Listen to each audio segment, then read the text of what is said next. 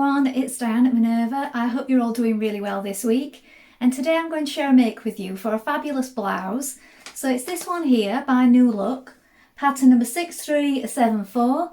And we're going to be making this version here. So it's view A, the cover version, with the placket and the tabs on the sleeves. And what we're going to be using today is this viscose chalet fabric, a Minerva exclusive. This one is called Florid Splash. And the shade is Air Force. I think it's got a really good contrast between the pattern and the background colour there. But if this shade is not for you, it's also available in a black colourway. Wash and prepare that fabric before we get started. Then when you've done that, check your sizing with the back of the packet with a tape measure. And when you're sure of the perfect fit, we'll cut our pattern pieces together. So let's go and do that now. Here we have our pattern pieces for our shirt.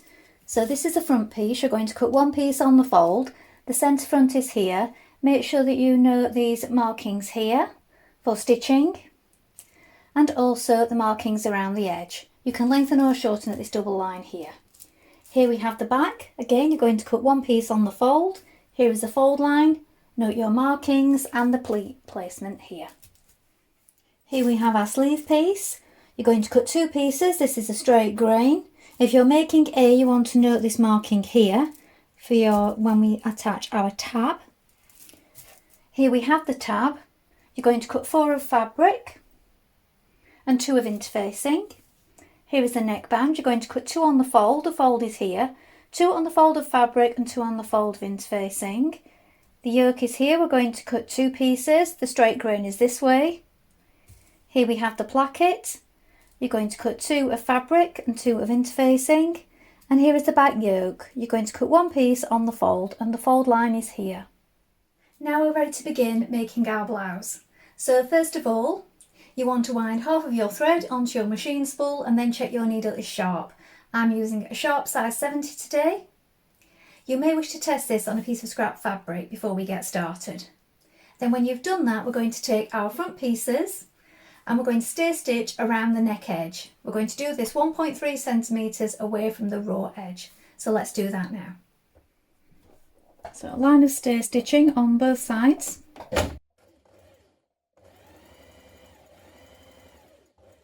Next we're going to do 2 lines of gathering stitches between the notches here and here on the front at the shoulder. Change your machine stitch to a longer stitch and we're going to do these a couple of millimetres apart. Leave the ends running free.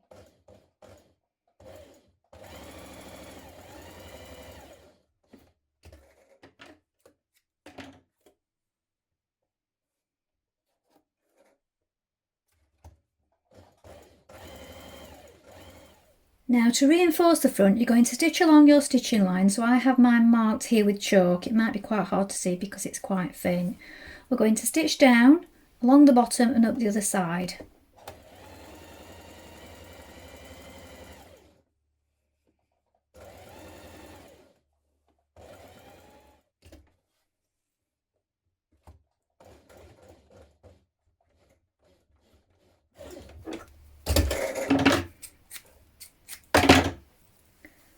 Then we're going to cut down into this point here. Be careful not to catch too close to your stitches.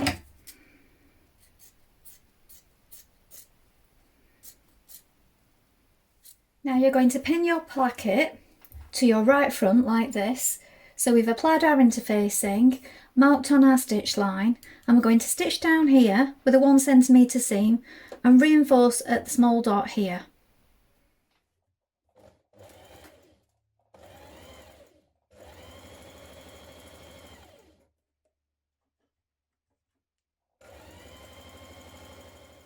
Now you're going to press out your placket. So what you need to do first of all is press the seam towards the placket like this. So here's the placket and the seam is pressed towards it. Then turn back a small hem on this long edge and give that a press. Then on the fold line you're going to fold it in half, back like this towards the wrong side so that it's enclosing that stitch line just here. Now we're going to stitch down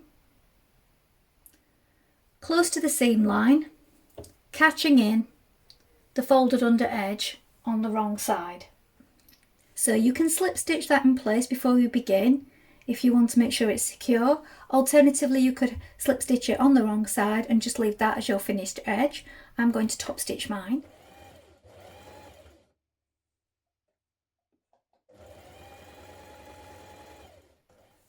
Here we're going to apply our left placket in the same way.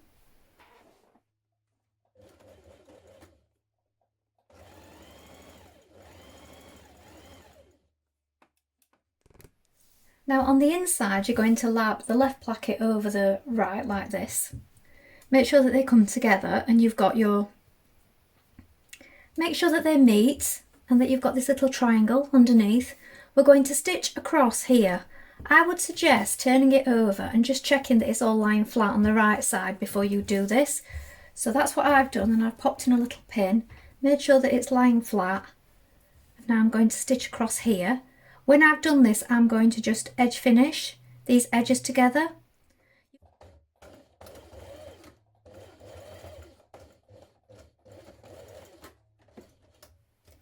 Now from the right side, we're going to pin the plackets together like this at this step line here, and we're going to stitch across through all thicknesses, catching these two plackets together.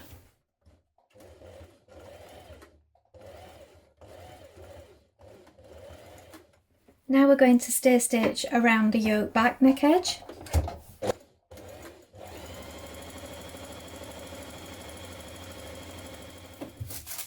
And also on the yoke front, so it's this area here.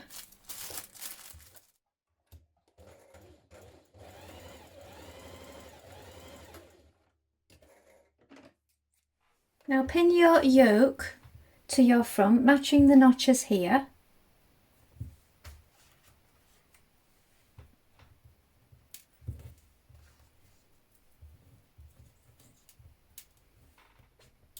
Now you can pull on your gathering stitches to bring that in the rest of the way. Even out those stitches and stitch that in place. I would suggest going over it twice because sometimes they move around if you just do it once. So tighten up your stitch and do a double seam over it.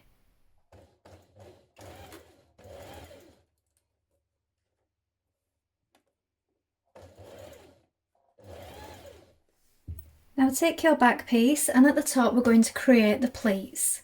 So we have our markings here. We're going to take this marking and bring it outwards towards this one. So this is the centre here.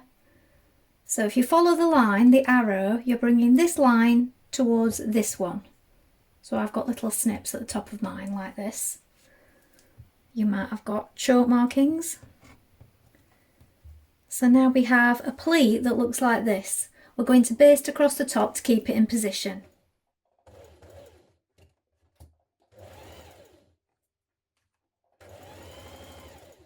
Now with right sides facing, you're going to pin your yoke to your lower back like this, matching the notches here and here, and also the centre back point of the yoke with the pleat that you've just created. Stitch that in place with a 1.5 centimetre seam allowance.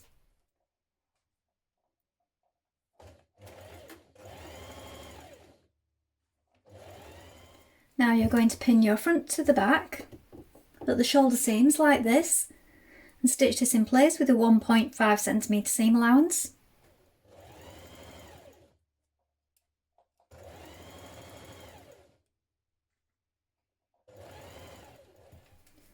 Now make sure you've applied interfacing to both of your collar bands, and we're going to pin them right sides facing to your shirt like this, matching the centre back notch, these two notches here, and at the front it needs to extend by 1 centimetre past like this. When you've done that and you've pinned it all the way, we're going to stitch that in place. At the neck here it is a 1 centimetre seam.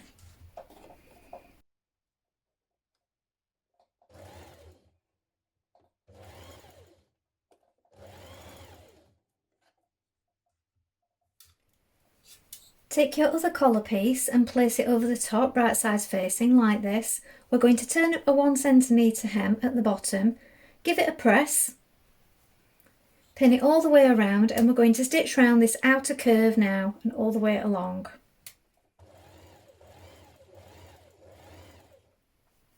Now turn back your collar like this at this point.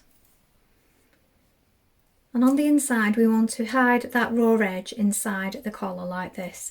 So you can hand stitch it first of all, and then when you've done that you can go over with your machine if you wish, or you can just leave it hand stitched on the inside. So I'm just point stitching it just to keep it quite invisible. Now form a narrow hem round the bottom of your top. So it equates to 1.5 centimetres, so it's double fold. So fold it in and fold it in again. You may wish to pin it or press it first of all.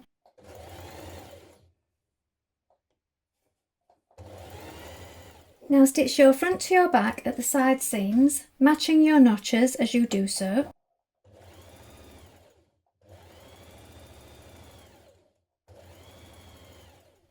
To create your tabs, you're going to place two pieces together, one with interfacing and one without, right sides facing. We're going to stitch around the outer edge of three sides with a 1 centimetre seam and leave the side with the circle open.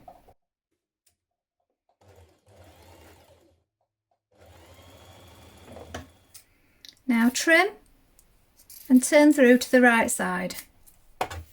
Now pin your tab to the position marked on the wrong side of the sleeve like this. So it's pointing upwards at the moment. We've created a buttonhole in the top of the tab at the marked point. We're going to stitch it across, then we're going to flip it down like this, and we're going to stitch across in a rectangle. So along, down and across here, just so that it's nice and secure and it seals in that raw edge. So stitch across here to begin with.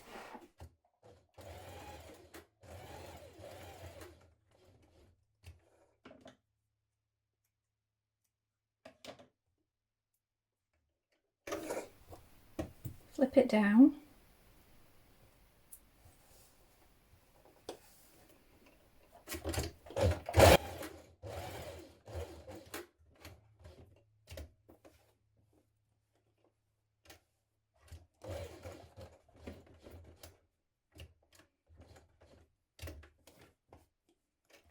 Now on the right side, stitch a button on here at the circle so that when you turn up your sleeve, your tab comes up to fasten it like this. We're now going to hem the sleeve.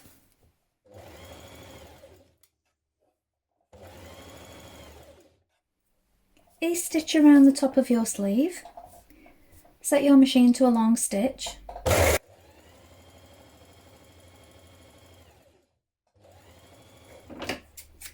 Then when you've done this, bring together your underarm seam, match your notches and stitch your seam in place. When you've done this, you can edge finish it and give it a press.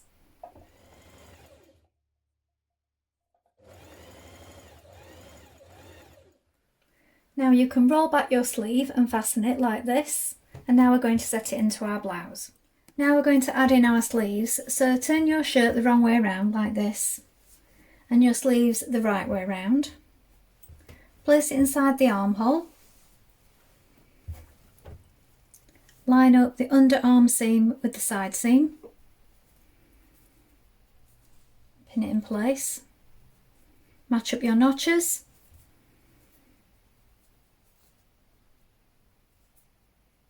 So make sure that you've got the right ones, so it's one on one side and two on the other. If they don't match, you've got the wrong sleeve. Match your shoulder point. Now when you've done this, you can pull on your ease stitches and ease the rest of the sleeve into position. Then stitch it in place.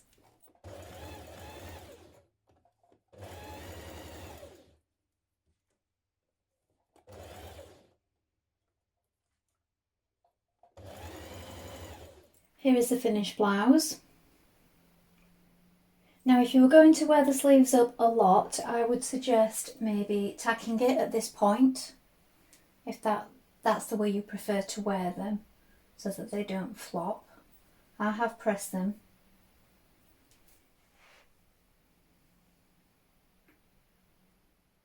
Well, I hope you've enjoyed sewing along with me today. I think this is a really smart blouse, and it would also be a great one for colour blocking or using up your scrap fabrics.